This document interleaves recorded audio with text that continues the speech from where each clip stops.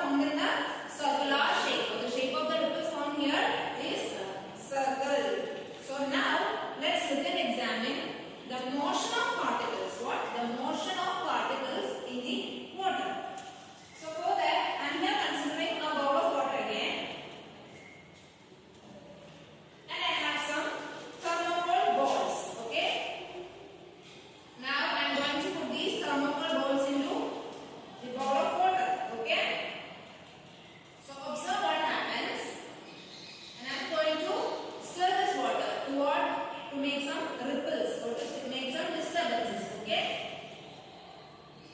Have you seen? What did you observe? Yes, the particles move, right? How these particles move? Or what is the particle movement of the particle? Yes, there is an up and down movement. Agra, why there is a movement of particle? Yes, due to the disturbances. So the disturbances formed in the water are spreading to other places from its origin, and this is called what? Wave motion. And this is called wave motion. So today we are going to study about the wave motion. So now, Prasida, can you say what kind of movement is experienced by the thermocol rolls here? Yes, there is an up and down movement. What? Up and down movement. So let us see a video of wave motion to see the movement of particles. Okay?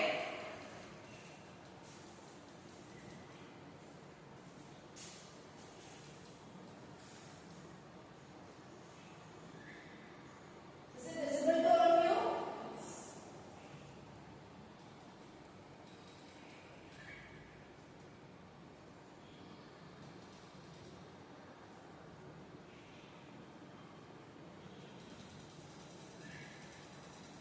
Okay, what did you observe here? Here we can see a bowl of water like we have taken, and into which some paper balls are placed. And after making some disturbances or ripples, what happened to the paper balls? They move, right? How these paper balls move? Let us check.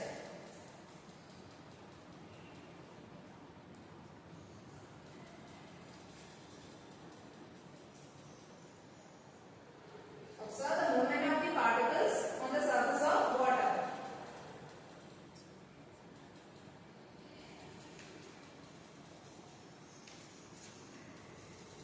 Is that clear? Have you all watched the video? So here, the water molecules move up and down, but without any displacement in the direction of propagation of the wave. Okay? Okay. Now, Ananta, is there any energy transfer taking place?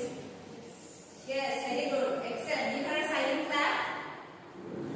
Okay, Prasida, can you cite some examples for wave motion from our daily life? Yes. Very good. So these are all the wave motion that we can experience in our surroundings.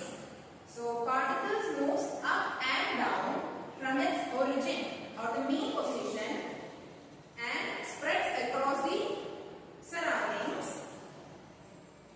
Is it clear to all of you? Yes.